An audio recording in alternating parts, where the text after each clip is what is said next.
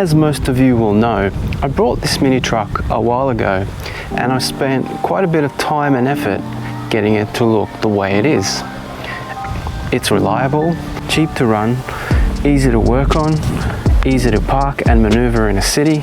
It can carry things, lots of things actually. I've had close to a ton of gravel in this thing at one point. It's got a bench seat so I can take both of my kids to school in it. It's a great little truck.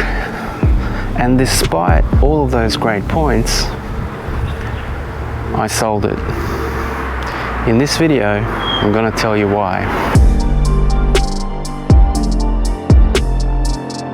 Car people like me, I think we're all a little bit obsessed. We have this bug, and this bug drives us. Excuse the pun. Take someone who loves to travel, right? Wants to travel the world and see it all. Why do they keep traveling? It's because every place they go to is different and new. They go to experience the history and character of that place. It's how these places make them feel when they're there. And I think this is precisely the same bug car people have. We keep buying cars because we want to experience them all. So, I've had many cars over the years, and what I found is that they're all different. They all feel different, they drive different. The people who are enthusiastic about them are different groups of people. A vintage car club is a very different place to a late night modified car meet, and I'm the type of guy who wants to experience it all.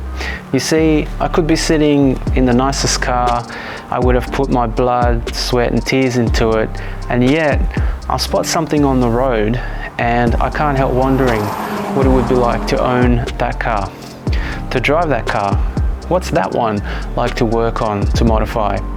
So, like the traveler looking to explore as many cities as possible, as car enthusiasts, I think we're all looking for that next adventure, the next experience. And as nice as a car is, as proud of it as you may be, unless you're wealthy and can keep them all, eventually you must move them on to be able to buy something else. To have a new adventure, you must close one book to be able to open and start another. And that's what's happened here. That's what happened to my Minitruck. I love it to bits and I'm very proud of it, but the adventure for me is done. And for me to have a new adventure, I have to let it go.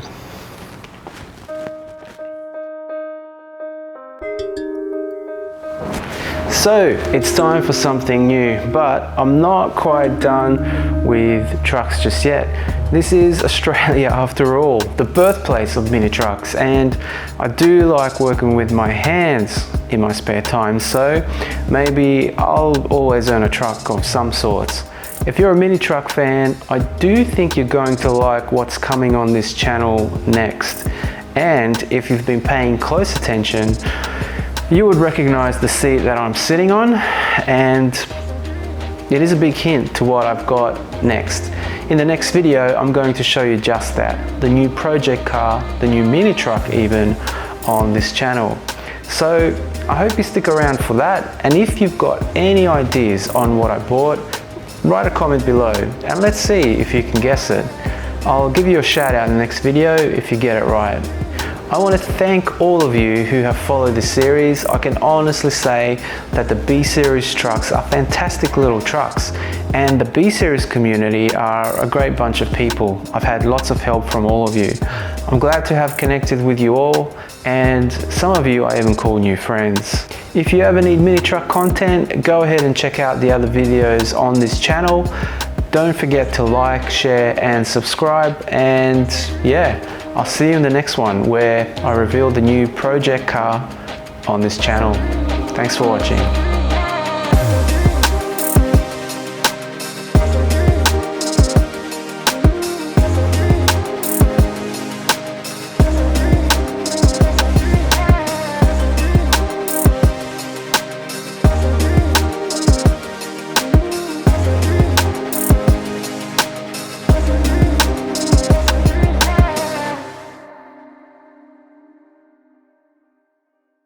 Goodbye, old friend.